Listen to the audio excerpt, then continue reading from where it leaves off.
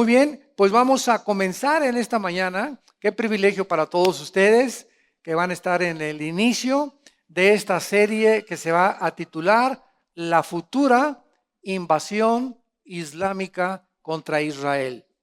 La futura invasión islámica. Vivimos un mundo actualmente donde hace algunos años el Islam ha recobrado otra vez los encabezados de los periódicos, ha comenzado a recobrar también otra vez su identidad, porque ustedes recordarán que el Imperio Otomano duró como aproximadamente 500 años. En 1923, después de la Primera Guerra Mundial, los ingleses derrotaron al Imperio Otomano y desde 1923, estamos hablando ya casi 80, 90 años para atrás, habían desaparecido completamente. Y precisamente el 11 de septiembre del año 2001, 19 jóvenes árabes radicales musulmanes tomaron y abordaron 4 aviones comerciales. Se subieron en estos 4 aviones y dirigieron 2 contra las 2 Torres Gemelas de Nueva York, un avión lo dirigieron contra el Pentágono y el 4.º avión que iba hacia la Casa Blanca en Estados Unidos de Norteamérica, los pasajeros lograron impedir de alguna manera que los terroristas llegaran a la Casa Blanca y derribaron el avión antes, cayendo el avión y muriendo todos los pasajeros. Ahora sí que esos pasajeros fueron héroes verdaderamente en un estado de Pensilvania, en un lugar geográfico del estado de Pensilvania en Estados Unidos. A partir del 2001 el mundo cambió cuando las Torres Gemelas. Cambió la economía, cambiaron religiones, cambió la política, la geopolítica sobre todo de muchos lugares geográficos, y nos damos cuenta que el mundo comenzó a enfocarse en el Islam y de alguna forma comenzaron después de esto, bueno, como todos sabemos, alcanzaron después de una cacería tremenda a Osama Bin Laden, lo lograron matar y después han continuado los grupos terroristas. Y a partir del 2012 más o menos se levantó en el Medio Oriente un grupo otra vez de terroristas radicales islámicos dirigidos por un hombre llamado Baghdadi y se adjudicaron el nombre del Estado Islámico de Siria e Irak con las siglas ISIS. Y estos hombres comenzaron a proclamar de repente en el pleno siglo XXI en que nos encontramos, de que ellos querían otra vez establecer el califato. ¿Qué cosa es el califato o el califa? Bueno, cuando murió Mahoma, aproximadamente en el año 630, 635, después de Jesucristo, surgieron 2 ramas del Islam.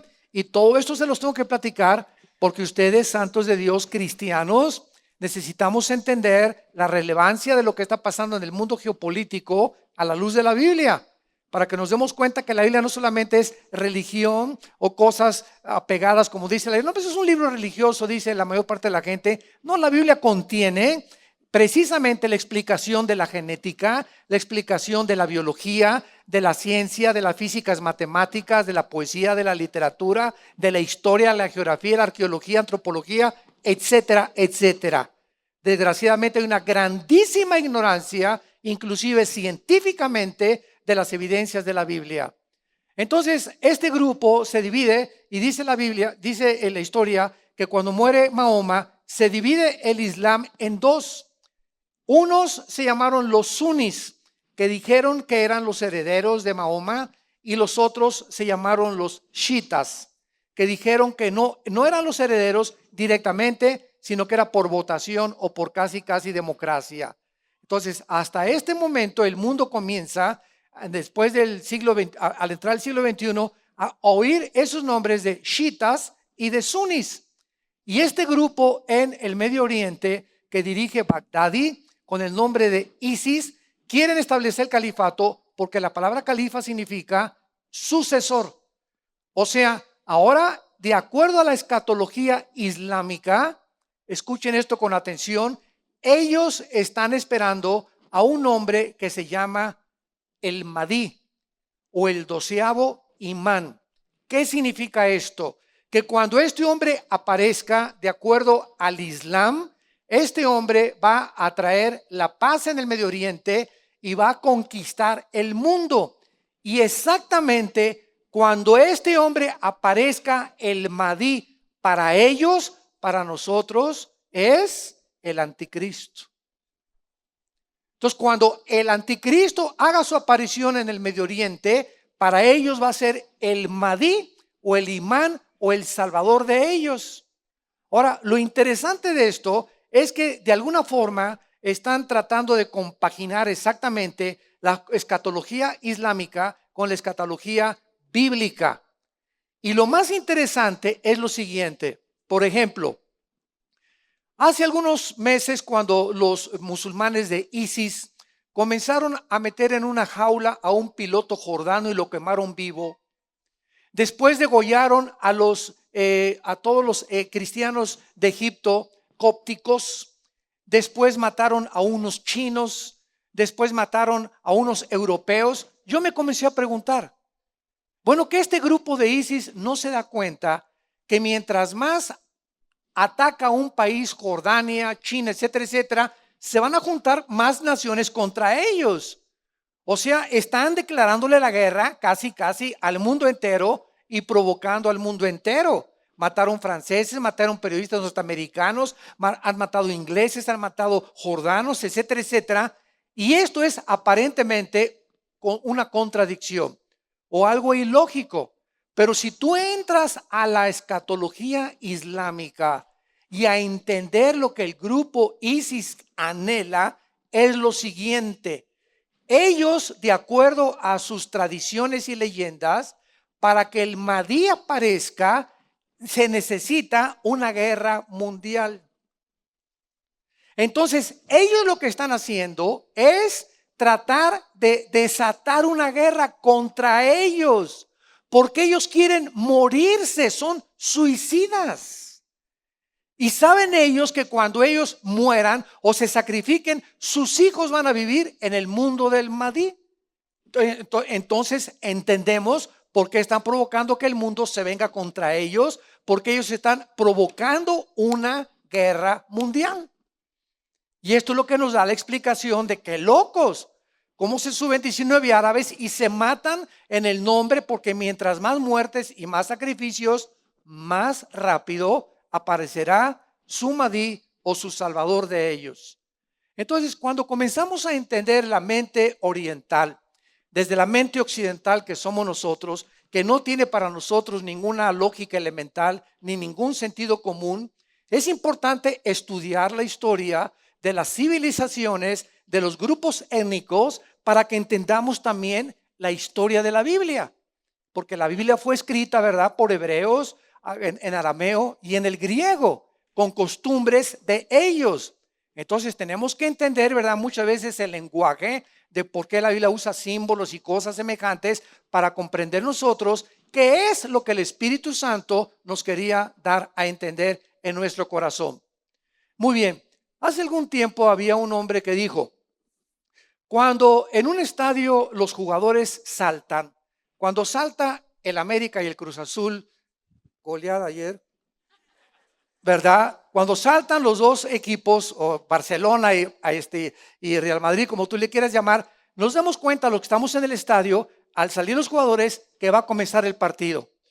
Y así, de esa misma manera, cuando nosotros veamos que los protagonistas que la Biblia mencionó hace 2600 años, señores ateos, agnósticos y escépticos que nos visitan, sociólogos, antropólogos y arqueólogos que están escuchando este mensaje, cuando nosotros vemos que en este libro que fue escrito hace por 1500 años, por más de 40 autores, que los lugares geográficos y los protagonistas que la Biblia exhibe hace miles, cientos de siglos, están saltando a la cancha, o son las naciones protagonistas que están actuando ahorita y encabezando los periódicos y los medios de comunicación masivos, nos damos cuenta que el juego va a comenzar. Entonces, de eso se trata esta serie que quiero compartir, la futura invasión islámica. ¿Qué papel juega el Islam en la Biblia con el cristianismo y el judaísmo? ¿Y de qué forma anticipada el Espíritu Santo nos hace ver que cuando comenzamos a analizar esto y vemos la historia y lo que está pasando en Rusia, en Irán, en la China, en el Medio Oriente, en Siria, en Irak, en Europa, el Brexit, la salida de Inglaterra, qué relevancia tiene con las profecías bíblicas, estas próximas elecciones en Estados Unidos, ahora en noviembre, estas elecciones de noviembre en Estados Unidos de Norteamérica son las más peligrosas de toda la historia norteamericana. En este momento, cuando alguno de los candidatos que están ahorita jugándose la Casa Blanca entre, va a tener, escuchen esto con atención, el próximo presidente de Estados Unidos es tan peligroso para bien o puede ser para el mal, que el próximo presidente va a nombrar los próximos 5 jueces del Tribunal Supremo Tribunal de Justicia.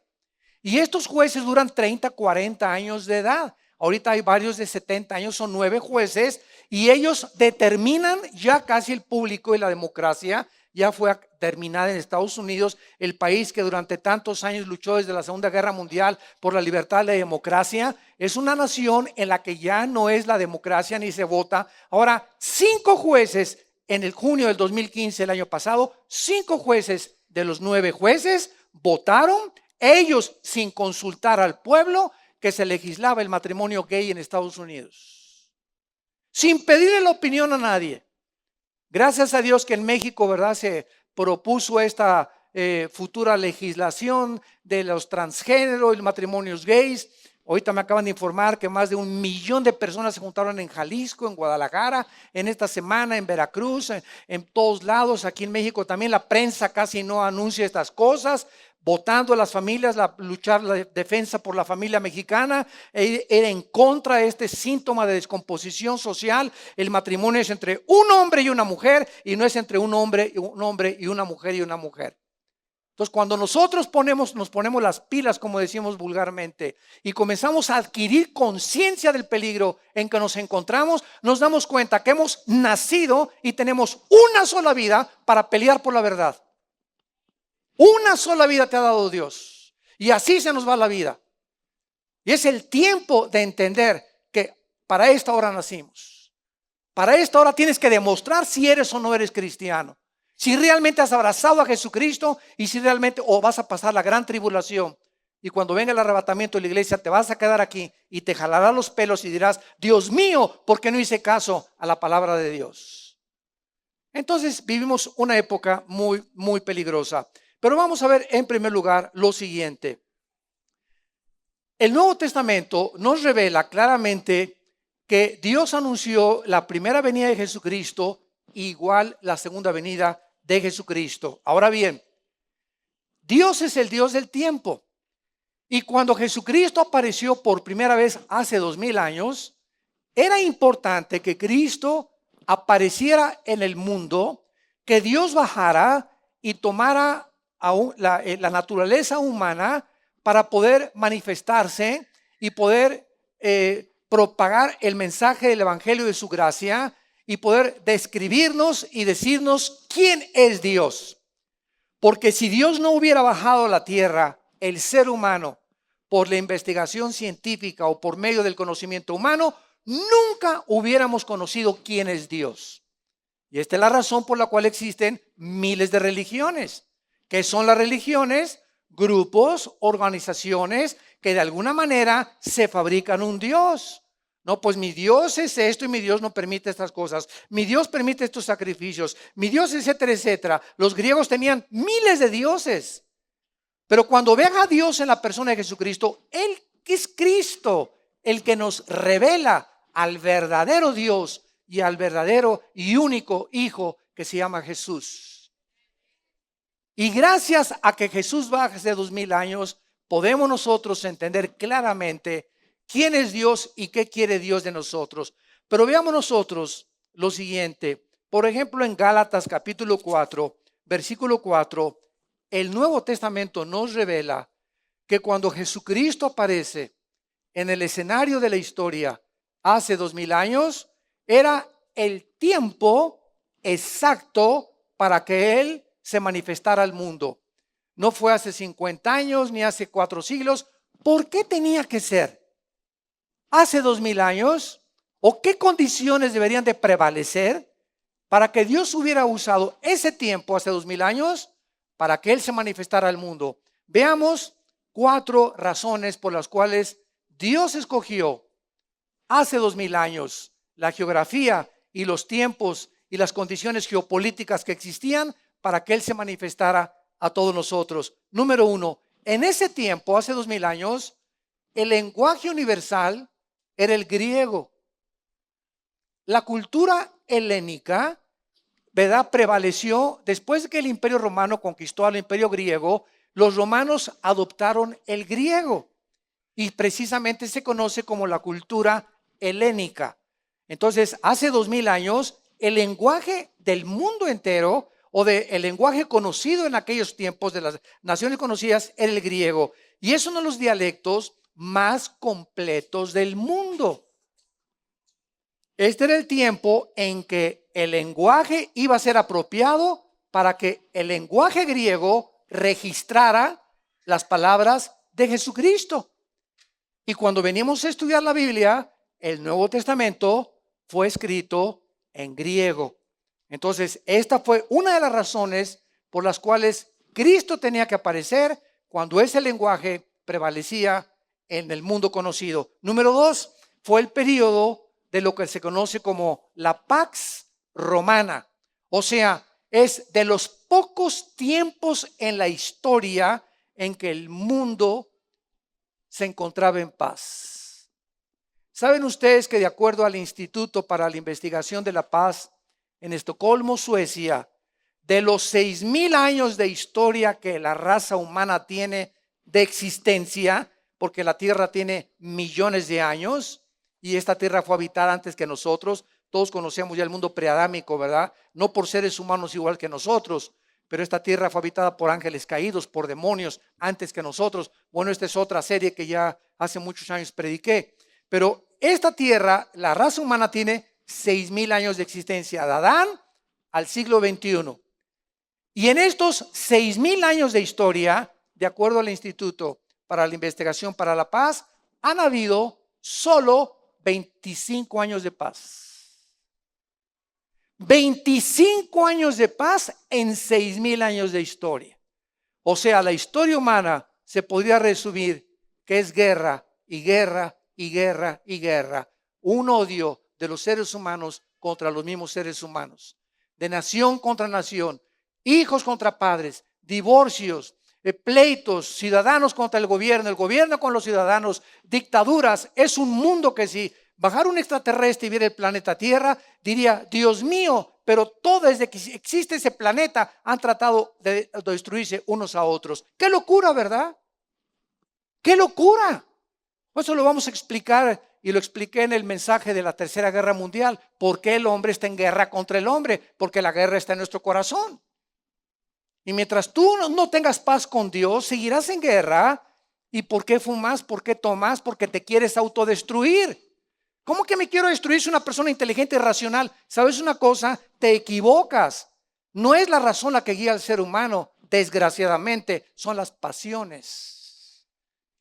Yo sé que si fumo, doctor Alducin, mi tráquea, mi laringe, mi lengua, mi paladar, mis pulmones, mis alveolos pulmonares, estoy destruyendo, me estoy envenenando. Y entonces, ¿por qué lo haces, Pancho? ¿Por qué lo sigues haciendo aunque el paquete diga este producto es nocivo para la salud? ¿Por qué lo sigues haciendo? Porque tu mente te dice: está mal, sí, amén, esto lo reconozco, pero encuentro una fuerza más grande que mi razonamiento, que me arrastra a hacer lo que no quiero hacer. Y ese monstruo que traemos nosotros, que nos lleva a hacer cosas, ¿por qué cometes adulterio? Arruinas tu familia, arruinas tus hijos, arruinas tu trabajo. ¿Por qué haces lo que haces? ¿Por qué robas? ¿Por qué maldices? Si sabes que son cosas que van a hundirte, estás cavando tu tumba con lo que estás haciendo. Es que lo entiendo, pero algo dentro de mí me arrastra y me lleva mis pasiones y las mujeres y el sexo y la pornografía. Y yo sé que estoy mal, pero lo hago porque me siento dominado por mis pasiones. Ese dominio, ese monstruo que traemos dentro durante toda la historia se ha tratado de clasificar para darle un nombre, y los arqueólogos y los sociólogos y los antropólogos y los psiquiatras y los psicólogos han tratado de determinar, hasta los poetas y literarios como William Shakespeare quisieron definir el mal de la humanidad. Shakespeare le dijo, es un defecto trágico. Carlos Marx dijo, no, el problema del ser humano es la lucha de clases.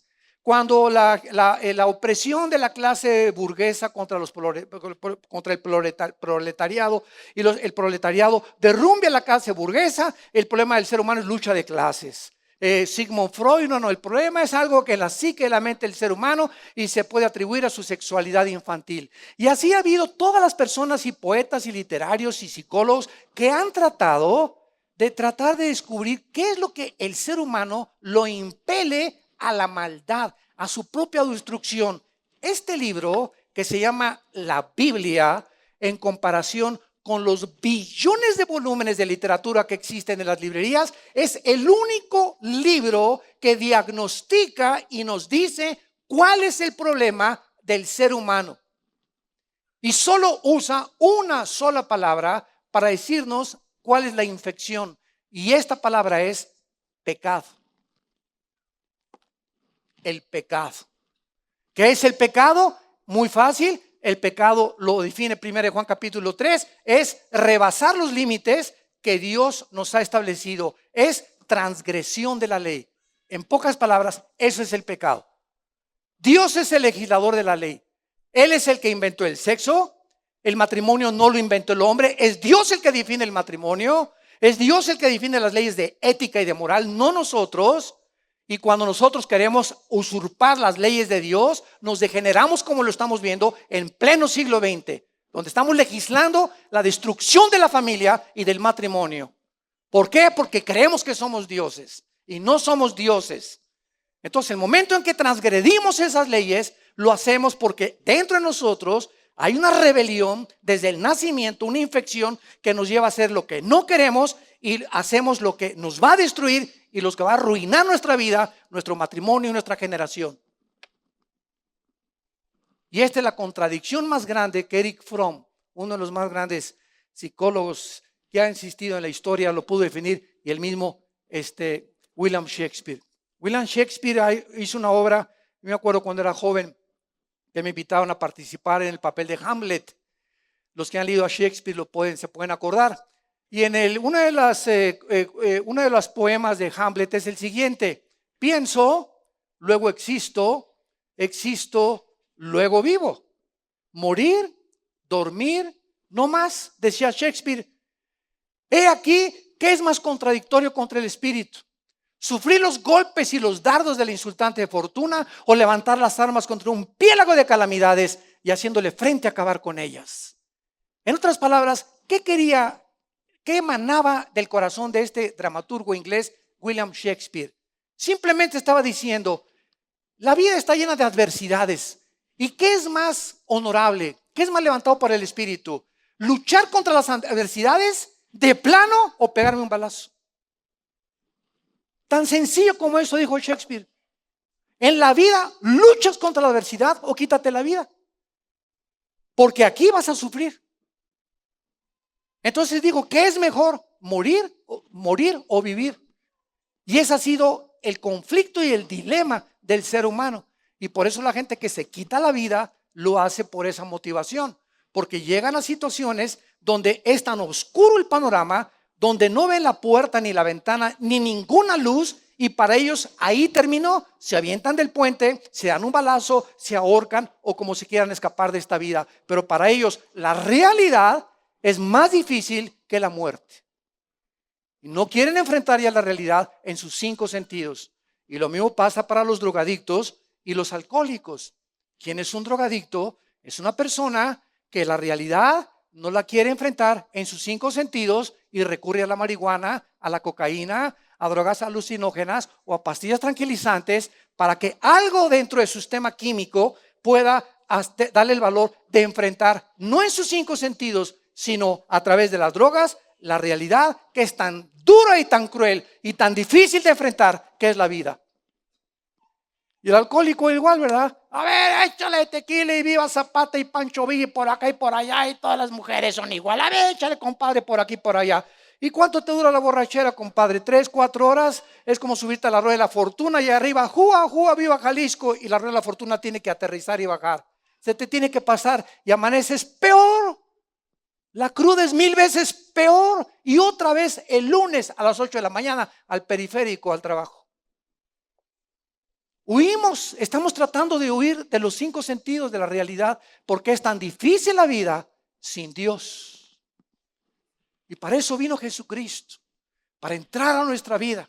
Recibirán poder cuando el Espíritu Santo venga a sus vidas y me serán testigos. No tendrán temor ya de la vida y estaremos en problemas pero no angustiados, en tribulaciones pero no desesperados, derribados pero no destruidos, perseguidos mas no desamparados. Porque aquí estoy con ustedes todos los días. Nunca te dejaré ni te desampararé.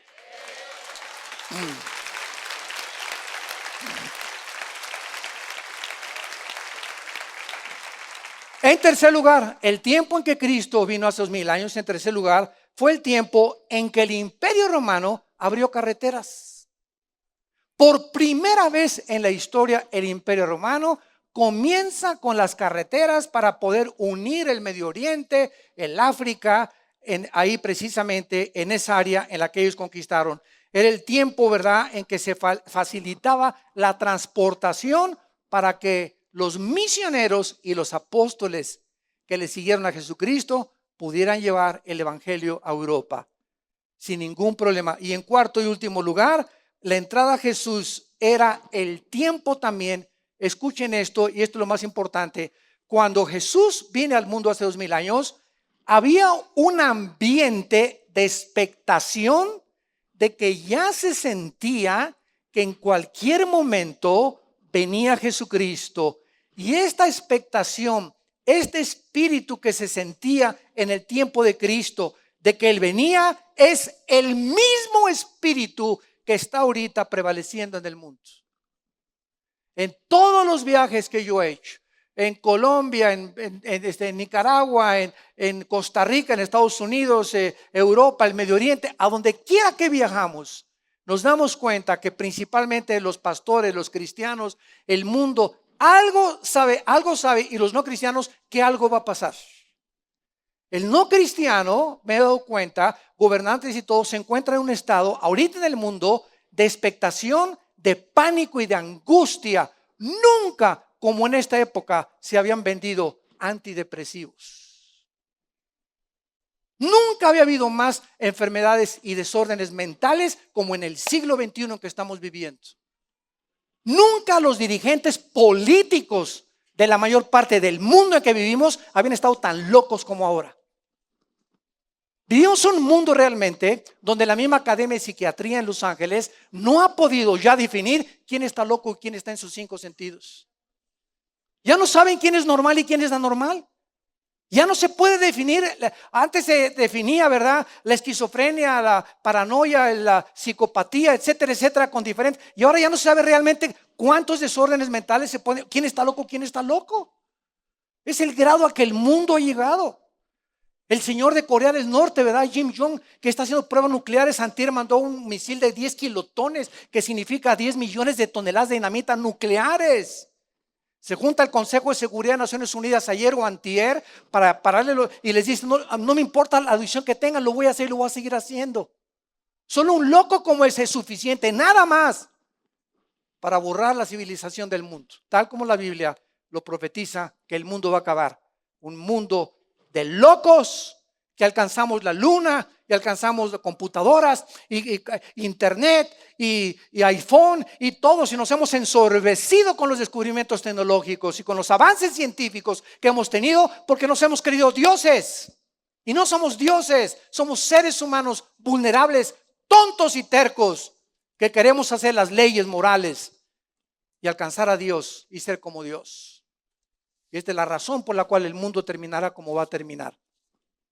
Es el tiempo también de expectación.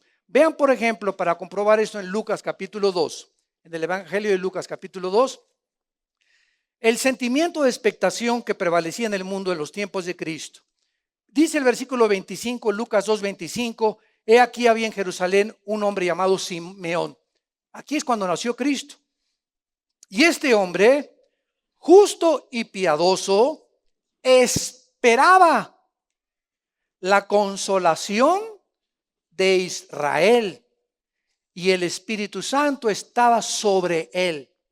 Y le había sido revelado por el Espíritu Santo que no vería la muerte antes que viese al ungido del Señor.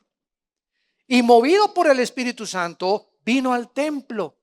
Y cuando los padres del niño, o sea, de Jesús, lo trajeron al templo para hacer por él conforme al rito de la ley, él, o sea, Simeón, lo tomó en sus brazos. Escuchen, nadie le dijo nada.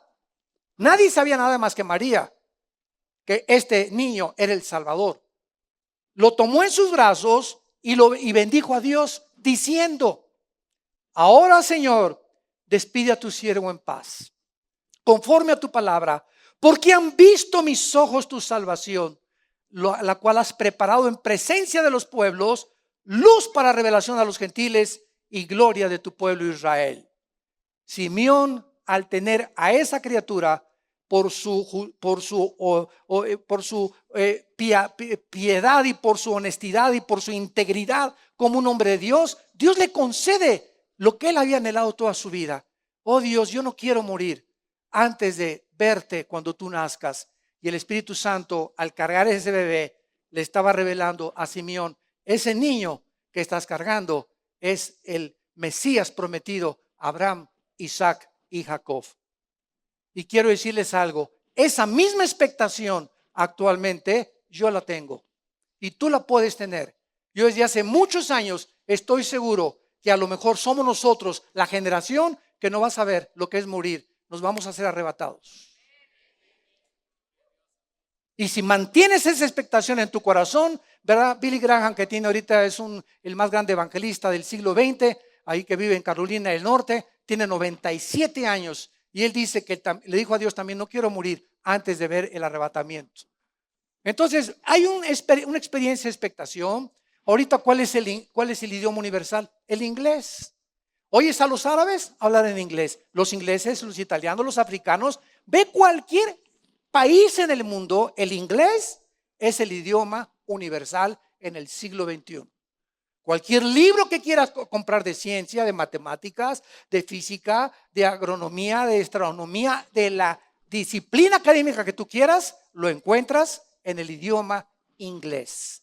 Y de ahí se traduce a todos los demás idiomas, o de ahí se traduce el alemán al inglés, pero el inglés es el idioma, o sea, estas características que existieron hace 2000 años, lo que les quiero decir son las características que se repiten antes de la segunda venida de Jesucristo. Muy bien. Vemos entonces que si esto fue verdad en la primera venida de Cristo, es lógico que Dios, si Jesús ya no tarda en venir por nosotros, nos está preparando. Tú esta mañana, aquí no es coincidencia que tú estés en esta conferencia. Dios en su misericordia te está hablando. Muchos de ustedes tal vez mueran hoy mismo, tal vez hoy saliendo, mañana, yo no lo sé. Pero ninguno de los que nos escucha tenemos asegurado el futuro. Nuestra vida pende continuamente de un hilo. Y por eso el mensaje de la Biblia es: prepárate para encontrarte con tu Dios. Porque si no está ya la tercera guerra mundial en una semana o en 5 semanas o en un año, en el día de tu muerte, tú y yo nos vamos a enfrentar a Dios como tu juez o como tu Salvador. Escoge la vida, pues, ahora que estás vivo, y la bendición para que Dios pueda bendecir tu vida, tu familia y a tus hijos. Vamos pues a Ezequiel capítulo 38, que va a ser el libro. Ezequiel 38, y principalmente estos 2 capítulos, 38 y 39, la base histórica, escatológica o profética de esta serie, la futura invasión del Islam o la futura invasión islámica que estamos viendo ya en el mundo y la relevancia a las escrituras. Muy bien. Al abrir nuestras Biblias en el capítulo 38 y 39 del libro de Ezequiel, estamos leyendo a un profeta que escribió, él fue contemporáneo de Daniel, fueron contemporáneos. Y Ezequiel estuvo también en la cautividad babilónica. Pero Ezequiel fue un profeta tan interesante que profetiza en el capítulo 37 la restauración de los huesos secos. ¿Cuántos de ustedes no han leído ese capítulo? Ve y profetiza los huesos. Y Ezequiel el profeta va a un valle, ve puros huesos secos, así huesos como humanos. Y cuando Ezequiel les dice, vive, Ezequiel ve que comienzan los tendones y la carne, y se comienzan los huesos de las piernas, los meniscos, de los brazos a unirse, comienza a untar la carne, y después todos esos huesos se levantan formando un ejército. Y el mismo capítulo 37 de Ezequiel lo dice casi al final. Este es el ejército de Israel, la casa de Israel, profetizando Ezequiel la reunificación y la restauración de que los judíos no se iban a quedar siempre en Babilonia, ni en Asiria tampoco, iban a regresar del cautiverio. Y este milagro se cumplió el 14 de mayo de 1948, del siglo pasado, cuando la nación de Israel, después de casi 2000 años de estar dispersados en el mundo entero, en todas las naciones, el 14 de mayo de 1948, a las 5 de la mañana, David Ben Gurión, que es nombrado el primer ministro de Israel, manda el mensaje por radio. En este momento se independiza Israel como la nación libre, soberana e independiente, y el mundo entero queda estupefacto. Los historiadores quedan estupefactos, hasta el siglo XXI lo están todavía. Los sociólogos están todavía que no se la pueden creer, que en un día una nación, en toda la historia humana, jamás este milagro había sucedido. De que después de ser dispersados por todas las naciones, hayan tenido el interés de levantarse y en un solo día se constituye una nación. ¿Y para qué? El anticristo persiguiera a los judíos, y para que la gran tribulación del anticristo firmara el trato con los judíos, era necesario que Israel existiera. Entonces, en el 48, cuando Israel se independiza como nación, comienzan las demás profecías a cumplirse, porque para que se cumplieran, Israel no era nación. Y cuando se convierte en nación, nos damos cuenta que entonces las demás profecías adquieren significado y relevancia a las profecías bíblicas. Qué maravillosa es la Biblia. Bendito sea, Señor. Muy bien. En el capítulo 38 de Ezequiel, aplaudan si quieren al Señor. Gracias, Señor. Gracias por este sagrado libro. Brincamos del capítulo 37 al 38 y 39. Y en estos dos capítulos, que van a ser la base de nuestro estudio durante varias conferencias, encontramos una profecía asombrosa. En este capítulo, hace 2600 años, se describe una invasión de naciones que ahora, en el siglo XXI, pertenecen al Islam, unidas a Rusia. Se profetiza hace 2000 años que antes de que Cristo regresara, Rusia, Irán, Etiopía, Sudán y Turquía se unirían para tratar de atacar con otras naciones a la nación de Israel. Y las condiciones que prevalecen en esta profecía son las condiciones y son las naciones, o sea, los protagonistas, como lo vamos a ver, que son las naciones que exactamente en el siglo XXI han hecho una alianza en los últimos años para atacar a la nación de Israel. Actualmente tenemos la unión de Rusia, Irán y la China. Están ahorita como los tres alegres compadres.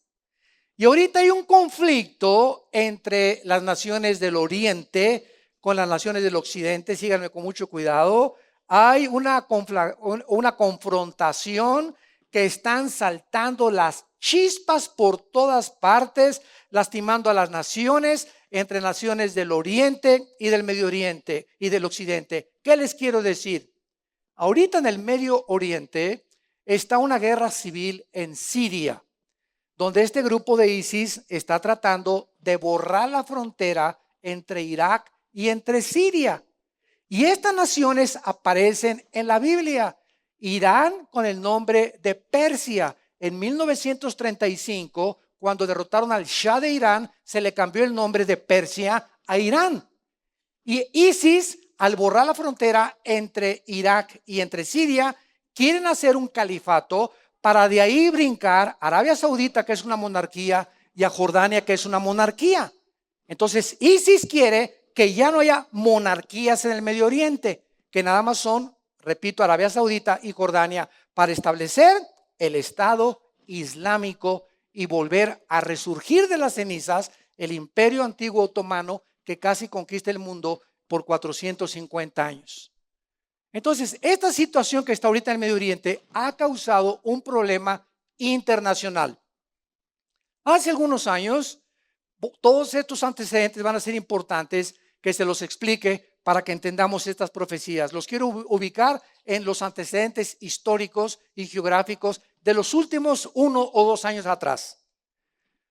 Hace algunos años, cuando comenzó la guerra de Siria, la guerra civil de Siria, que querían derribar a Bashar Assad, al presidente actual de Siria, el presidente Obama, actualmente jefe de la Casa Blanca y de Estados Unidos de Norteamérica, mandó un ultimátum a Siria, diciéndole al presidente Assad lo siguiente: si usted, presidente Assad, usa armas químicas contra los que sean, Estados Unidos va a intervenir en esta guerra contra usted. Muy bien, Assad las usó. Y el presidente Obama, todas las naciones árabes, porque Arabia Saudita siempre ha estado bajo Estados Unidos y Estados Unidos ha mandado millones de dólares a muchas naciones del Medio Oriente y están esperando, siempre han sobrevivido bajo el paraguas y la cobertura de Estados Unidos. Entonces, Obama no hace nada, no cumple su palabra. Y en el Medio Oriente, la palabra es muy importante. Y cuando los árabes se dan cuenta que Obama ya se echó para atrás, porque no era de Jalisco, ¿verdad? Porque en Jalisco dicen que no se rajan los de Jalisco. Entonces los árabes y el mundo de los musulmanes recobraron el valor para tratar ahora de hablarle: Putin, ese mi Vladimir, ven para acá y échanos la mano. Entonces, en ese momento también el presidente Putin, que es uno de los gobernantes más peligrosos del mundo, y ese sí, lo que dice lo hace, y trae intenciones como lo vamos a ir desarrollando poco a poco. Pero Putin tiene una base en Siria naval. Y la única base naval que Rusia tiene en Siria es la única base que le garantizaría a Rusia el acceso al mar Mediterráneo. Y la tiene exactamente en Crimea, el puerto que se acaba de apoderar en Ucrania. Entonces, a Rusia no le conviene que derroquen al presidente Assad. Entonces Rusia tiene forzosamente que defender a Assad. Se le unió Irán y se le unió la China. Vean el conflicto. Entonces aquí está Siria y aquí está respaldándolo Rusia, Irán y China, impidiendo que derroquen a Assad.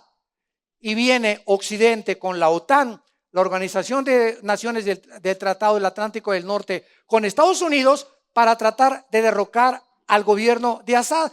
Entonces chocan en Siria, en el punto geográfico donde la Biblia estableció que terminaría la humanidad, es donde se encuentra ahorita la olla hirviendo. Las dos completas civilizaciones antagónicas. El Oriente es antagónico al Occidente, el Occidente es antagónico al Oriente. Las naciones orientales odian a los occidentales, a Europa y a Estados Unidos, y en Europa y Estados Unidos no entienden la mentalidad de los musulmanes, ni de los suicidas, ni la mente religiosa. En el Medio Oriente, el gobierno y la religión es lo mismo. Aquí hay separación de iglesia y de Estado.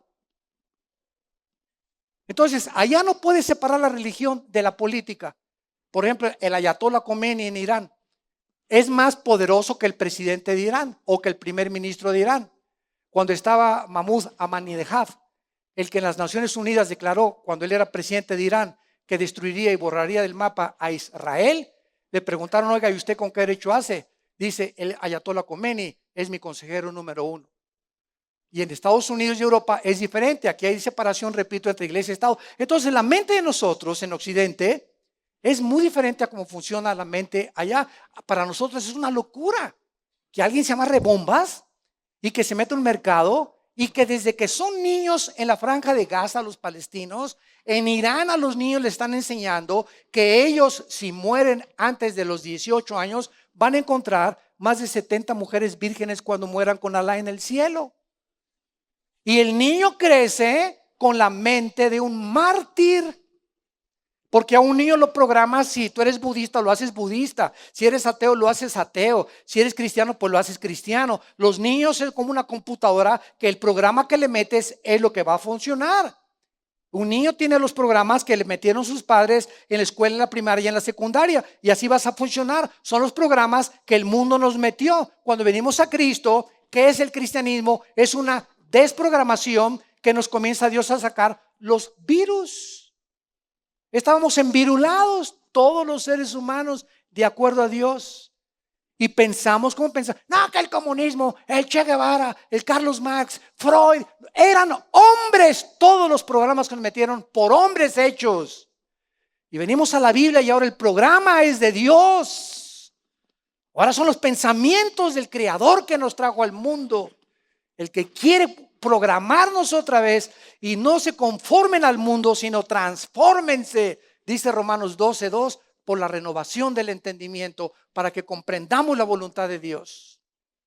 Y ese es el cristianismo, venir todos los días a la Biblia. Mientras más la Biblia esté en mi corazón, mientras más la memorizo, mientras más la leo, es la palabra de Dios y salen los programas del mundo. Entra aquí cuando yo era comunista antes de ser cristiano y Marx y el Che Guevara, tenía una foto del Che Guevara así inmensa arriba de mi cama. Vino Cristo y abajo el Che Guevara, y vino Cristo y abajo esto y abajo, y todas las filosofías humanas, humanismo, materialismo, hedonismo, etcétera, etcétera, fuera, eran programas humanos. Ahora tenemos la mente de Cristo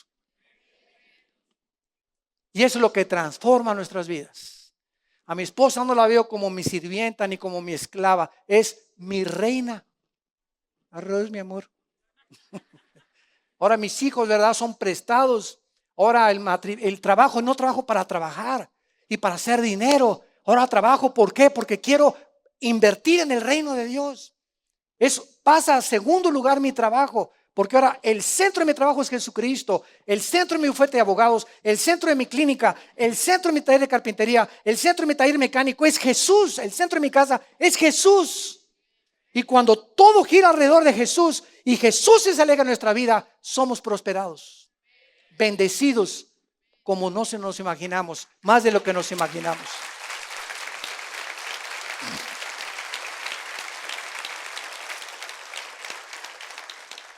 Veamos pues rápidamente en Ezequiel 38 para introducirnos a los principales versículos, darles lectura.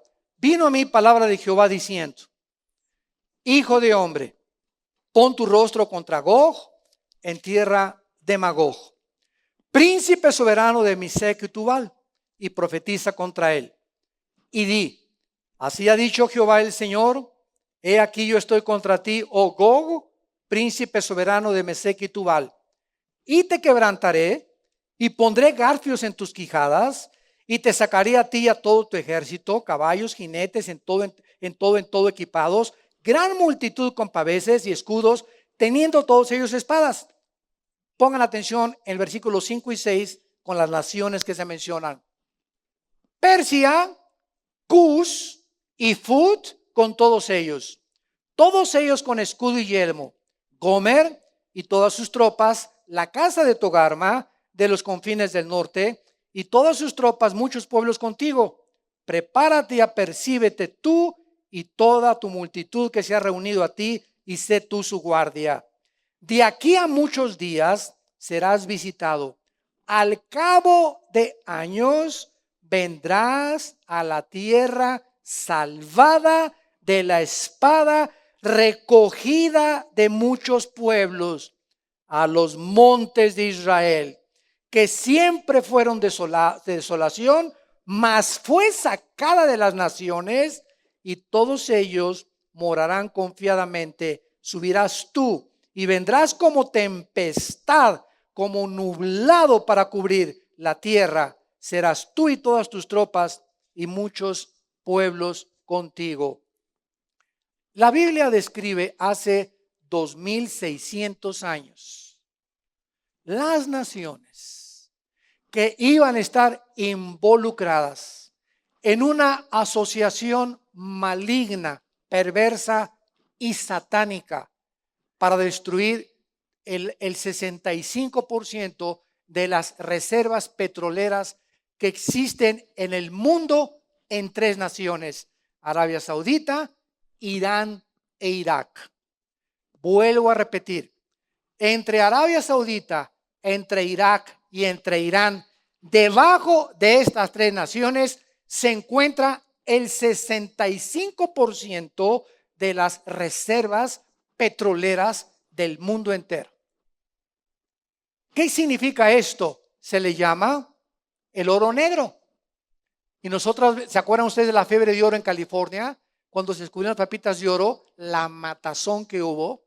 Todo el mundo iba a California a principios del siglo XX porque hay oro, y mataron y destruyeron. Vi un documental hace poco que aquí en México, las minas que había de cobre y de plata, etcétera, etcétera, entraron los cárteles y mataron a las personas que habían explotado las minas. Siempre que hay el símbolo de pesos, esa maldad que traemos en el corazón, esas pasiones desordenadas por el dinero, por la cual miles de personas, millones habitan las cárceles del mundo, y muchos otros andan sueltos también, y por eso han matado, violado, hasta de su mamá se han olvidado, han despreciado amistades, han destruido sus vidas por la raíz de todos los males, que es el amor al dinero. 1 Timoteo 6:10, raíz de todos los males, dice la Biblia, es el amor al dinero. No es el dinero, es el amor al dinero, porque el dinero no es malo. Malo que lo ames y que lo conviertas en un ídolo en tu vida, o como tu estatua y tu ídolo, por lo cual toda tu vida está concentrada en hacer dinero, hacer dinero, hacer dinero. En ese momento, esa ambición y ese falso ídolo va a ser un monstruo que va a acabar devorándote y haciéndote perder la razón, tu familia y todo lo que tienes, porque es una maldición. La raíz de todos los males es el amor del dinero, el cual, amando muchos, se perdieron y fueron traspasados de muchos dolores que hunden a los hombres en perdición y en completa alejamiento de Dios. Entonces es lógico que en estas 3 naciones, o lo vamos a entender, es lógico que ahí en el Medio Oriente sea una manzana de discordia, donde Rusia, Europa, Estados Unidos, Inglaterra, África, todos quieren un pedazo del pastel.